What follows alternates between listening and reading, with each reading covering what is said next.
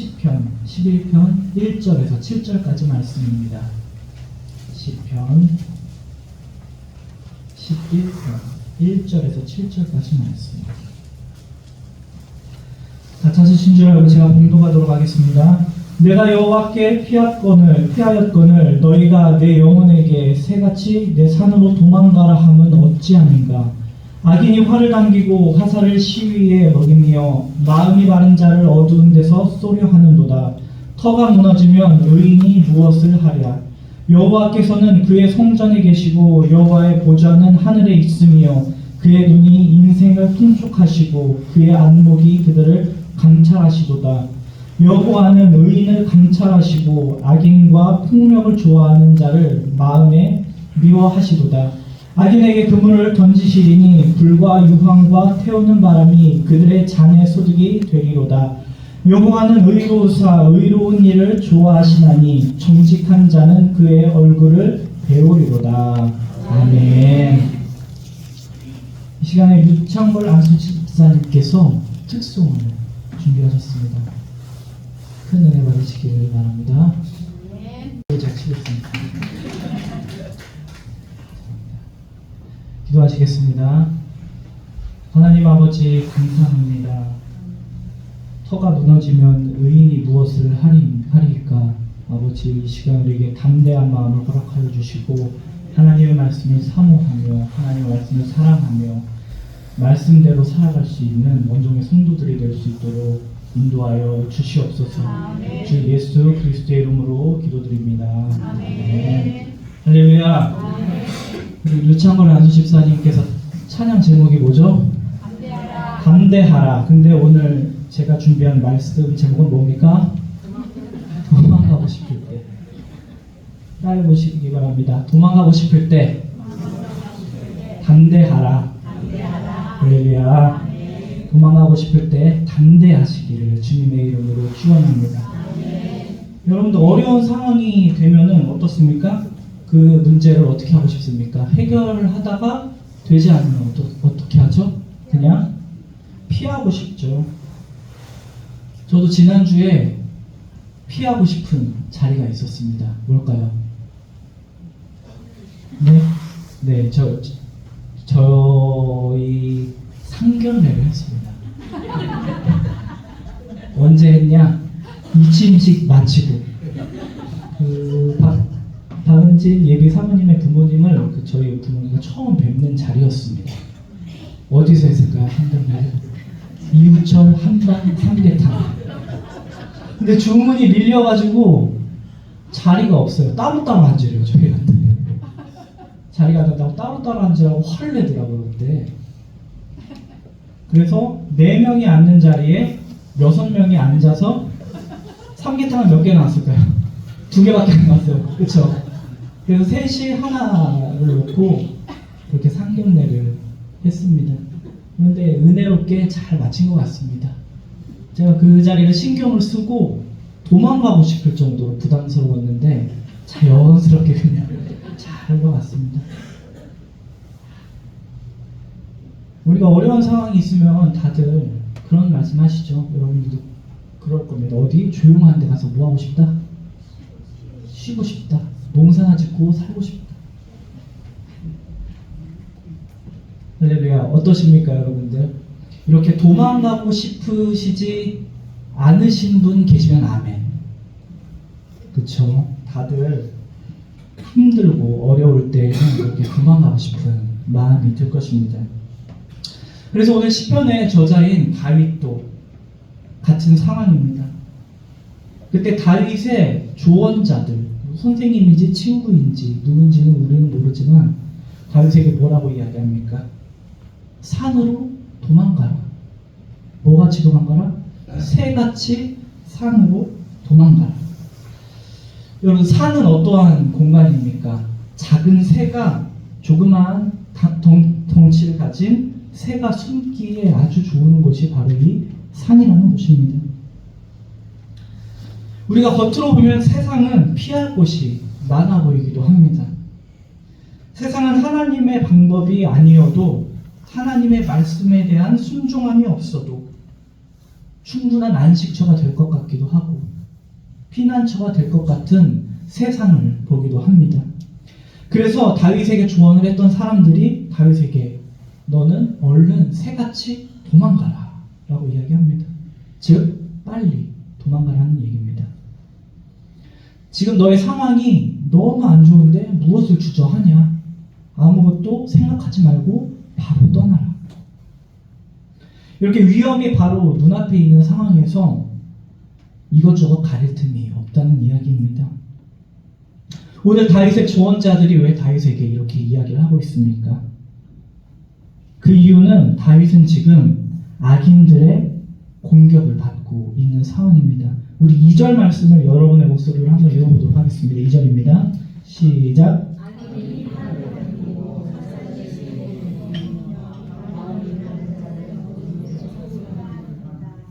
아멘. 이 구절은 어떻습니까? 새를 잡기 위해 궁수가 은밀하게 접근하는 모습을 연상시키고 있습니다. 이렇게 악인들의 공격은 어떠합니까? 아주 은밀하게 우리가 볼 수 없는 곳에서 우리를 정조준하고 있는 것입니다. 그래서 우리는 언제인지도 모르고 어디서인지도 예측을 할 수 없는 것이 악인의 공격입니다. 그에 반해 이 시인은 어떻습니까? 그 모습이 악인들에게 노출이 되어 있습니다.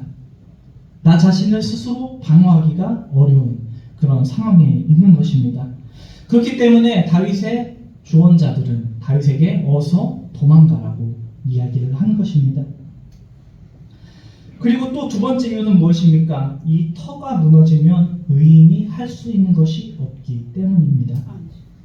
여기서 말하는 터, 어떤 공간을 이야기는 하지만 좀 더 깊게 이 단어를 뜻을 생각을 해보면 무엇인가 떠받는 기초, 토대, 기둥, 기틀 이런 것을 이야기합니다.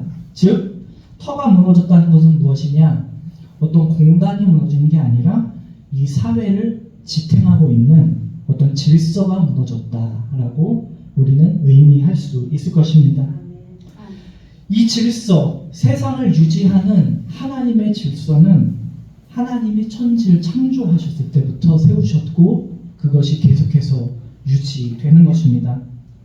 그런데 이 터가 무너졌다고 하는 것은 무엇입니까? 하나님이 세운 이 도덕적이고 영적으로 세운 이 세상이 흔들리고 있다, 무너지고 있다, 이를 의미하고 있습니다. 다시 이야기하면 이 세상이 엉망진창으로 흔들리는 가운데 우리가 할 수 있는 것이 무엇일까? 내가 혼자 아무리 힘을 쓰고 애를 쓰고 노력을 하고 몸부림을 쳐봐도 이 질서가 무너진 이 사회에서 우리는 무엇을 할 수 있을까? 그래서 오늘 조언자들은 뭐라고 합니까? 세상의 조언자들은 당장 떠나라, 도망가라 라고 이야기를 하고 있는 것입니다. 하지만 이런 위험에도 불구하고 오늘 시인은 도망가는 것을 거부하고 있습니다. 시인들에게는 산이라는 공간은 새들에게는 피난처, 새들에게는 안식처이지만 그곳은 하나님의 백성에게는 그렇지 않다고 하는 것입니다.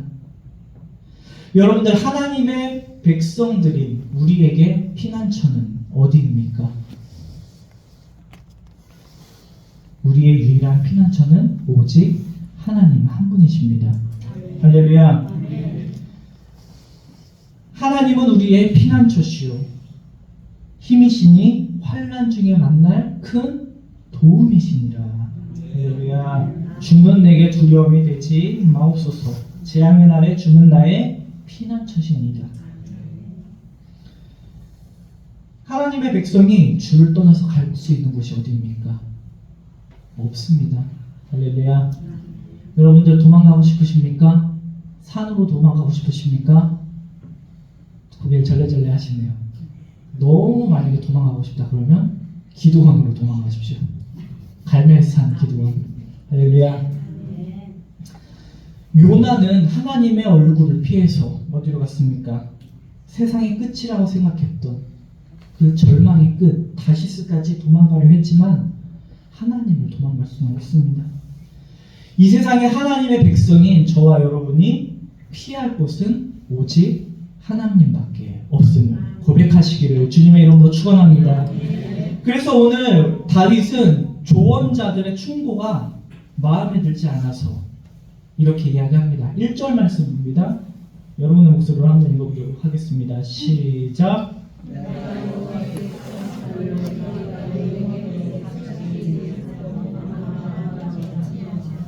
아멘. 다윗은 조언자들이 자신에게 한 충고에 대해서 비판을 하고 있습니다. 다윗은 아무리 이 세상의 질서가 무너졌다고 할지라도, 세상이 혼돈과 어둠이 가득할지라도, 또 악인들이 가득하고 악인들의 행동이 너무 가득해서 어디서 우리를 공격할지 알지 못하겠지만, 그래도 나 다윗, 나 하나님의 백성, 나는 하나님 한 분만 의지하며 살겠다 라고 이야기하는 것입니다. 다시 말하자면 시인은 오늘 세상의 그 어떤 것을 의지하며 악인들의 위협에 맞서는 것이 아니라 오직 하나님의 도움만을 의지하며 살겠다고 신앙 고백을 하고 있는 것입니다. 이렇게 다윗이 고백할 수 있는 이유는 무엇입니까? 그 배경이 있습니다. 오늘 본문 4절에서 7절까지는 인생을 감찰하시는, 저와 여러분의 인생을 돌보고 계시는 하나님에 관해서 나타나고 있습니다. 4절과 5절에 시인은 이렇게 고백합니다.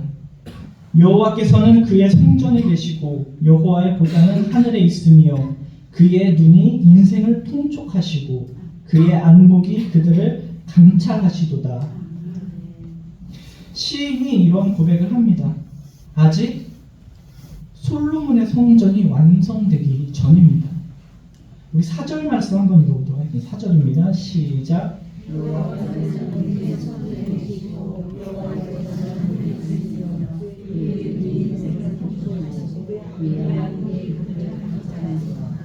아멘. 4절에 나온 이 성전은 아직 솔로몬 성전을 이야기하는 것이 아니라 하나님이 계신 하늘나라 성전을 의미하고 있는 것입니다.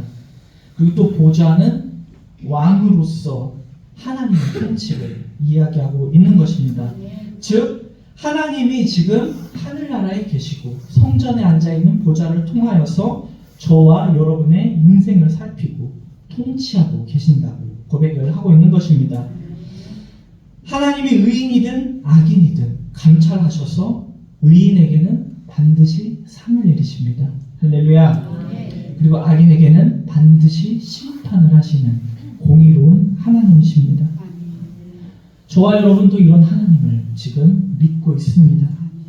이렇게 저와 여러분들을 항상 감찰하시는 하나님을 우리가 의지하고 믿을 때에 우리 또한 다윗처럼 내가 여호와께 피합니다 라고 이야기할 수 있는 것입니다.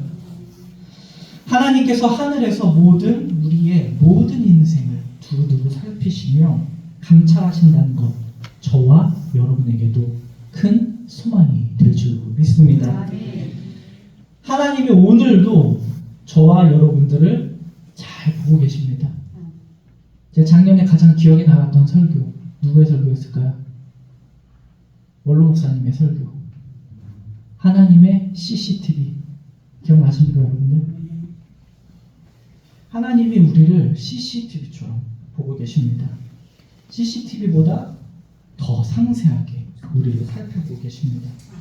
여러분들 CCTV 설치해 보셨습니까? 저 설치해 봤습니다. 1층에 CCTV가 설치되어 있어요, 여러분들. 그런데 아무리 CCTV가 3대가 있고 4대가 있다고 해도 뭐가 있습니까? 사각지대. CCTV는 다 볼 수 없습니다. 하지만 하나님은 어떠십니까? 비추지 못하는 것도 없고 어두운 것도 없다는 것입니다. 우리 하나님의 눈에는 사각지대가 없습니다.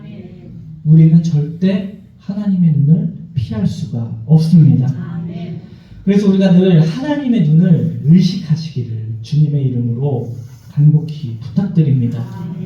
우리 한 사람 한 사람이 하나님 앞에 서 있다는 것을 의식을 하면 어떻게 됩니까? 우리의 삶은 더욱더 경건해질 것입니다. 할렐루야. 그럼 악인은 어떻게 됩니까? 6절 말씀 한번 읽어보도록 하겠습니다. 6절입니다. 시작.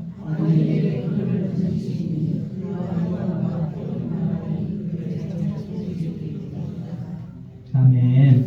악인의 결과는 그렇습니다. 그럼 이번에 의인의 결과는 7절입니다. 시작.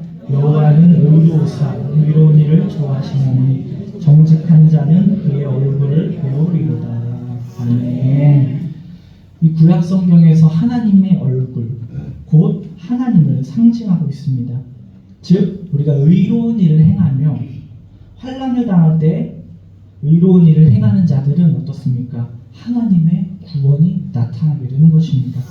그리고 안전한 하나님의 보호를 받게 되는 것입니다. 그래서 다윗은 위기 가운데서도 하나님께서는 악인들을 심판하실 거고 반드시 의인은 어떻게 하신다? 구원해 주신다. 이렇게 굳게 믿고 있었기 때문에 산으로 피하지 않았던 것입니다. 담대하게 하나님께로 나아갔던 것입니다.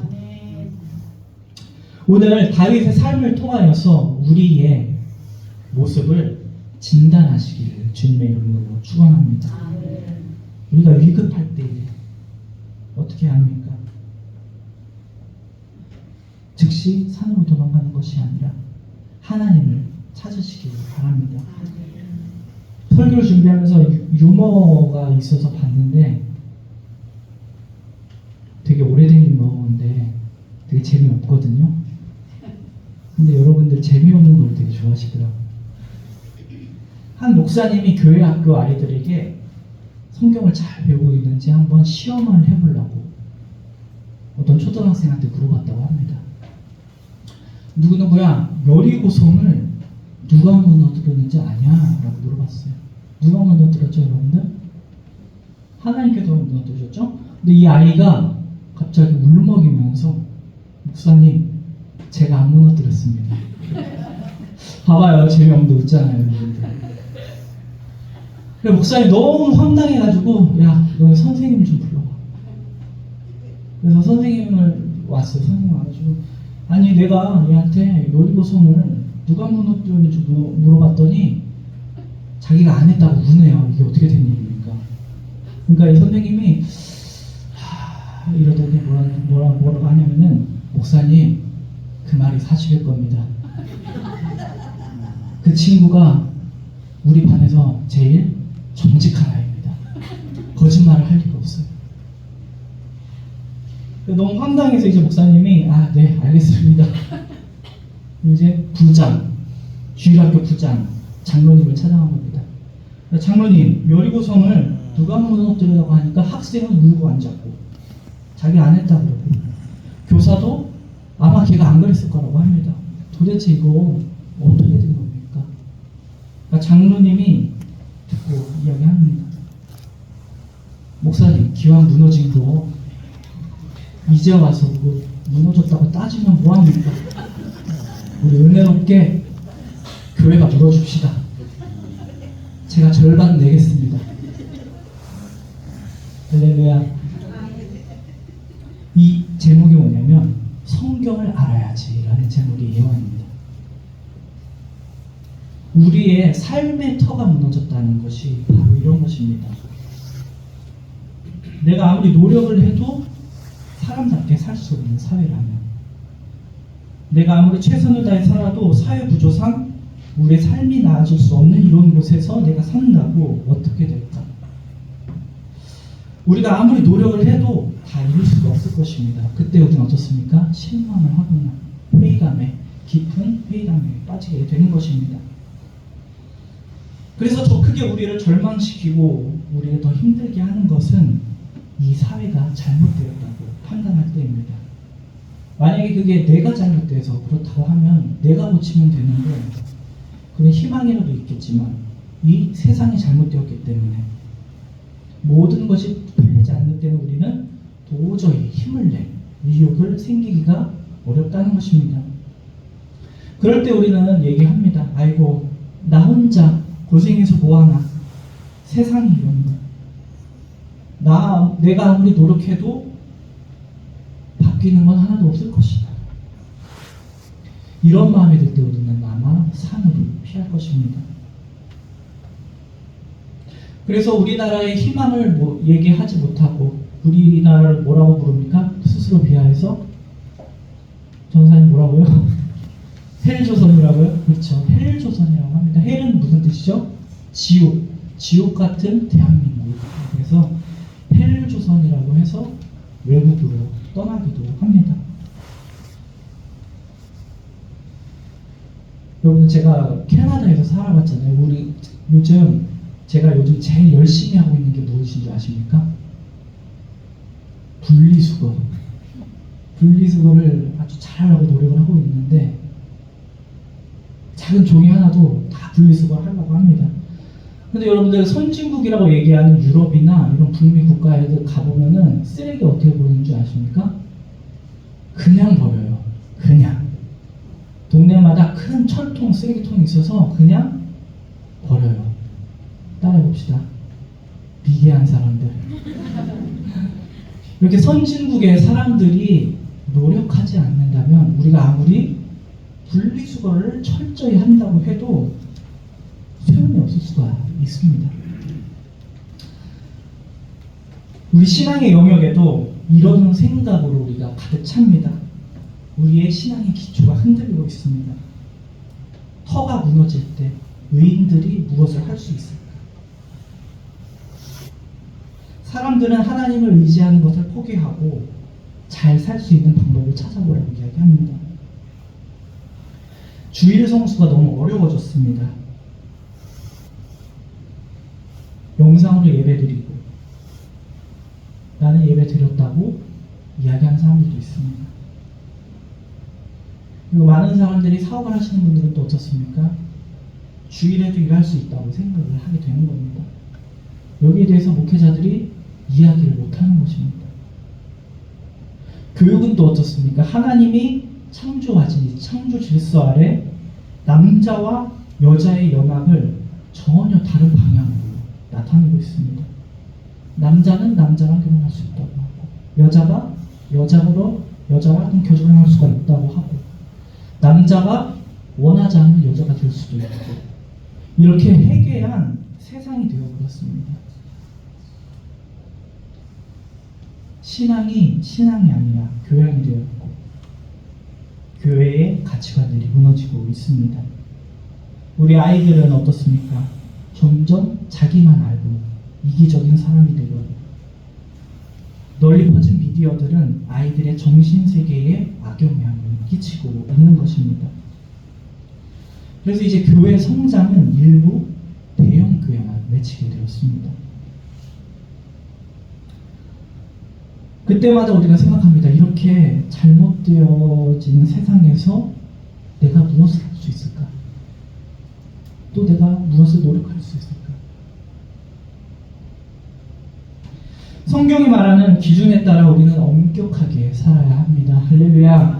우리가 신앙의 순수함을 지키기 위해 몸부림을 칠 때에 우리의 원수들은 저와 여러분들을 조롱할 것입니다.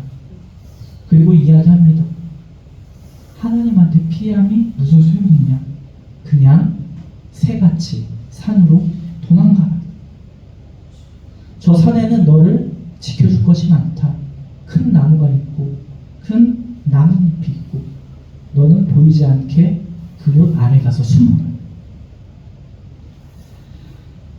하지만 이 세상을 사는 방식, 무수한 삶의 방식들은 우리가 하나님께 피하는 것보다 안전하지 않다는 것을 기억하시기 바랍니다. 할렐루야. 성도 여러분, 비록 비웃는 사람이 많아도 결국에는 감찰하시는 하나님이 계십니다. 악인을 미워하시고 벌하시고 의인을 상 주시는 하나님을 기다리면서 우리는 계속해서 울며 씨를 뿌리며 일을 해야 할 것입니다. 할렐루야. 황무지에도 장미꽃이 핍니다. 우리가 어리석은 소망을 내려놓고 하나님이 통치하시니 하나님의 나라를 위하여 기도하시기 바랍니다. 터가 흔들린다고 해서 우리는 흔들리지 말아야 할 것입니다. 하나님의 말씀을 따라서 바르게 살려고 하는 태도를 버리지 마시기를 주님의 이름으로 축원합니다. 말씀 앞에 바로 서셔서 정직하고 거룩하고 성결한 모습으로 하나님 앞에 서시기를 주님의 이름으로 축원합니다. 할렐루야. 따라하시기 바랍니다. 터가 흔들려도 의인은 할 일을 해야 한다. 할렐루야. 그 마지막으로 도망가고 싶을 때 어떻게 합니까? 담대하라. 할렐루야. 기도하겠습니다. 거룩하신 아버지 하나님, 은혜와 사랑을 감사합니다. 이 시간에 하나님의 말씀을 통하여서 다시 한번 의로운 하나님을 의지하게 도와주시옵소서.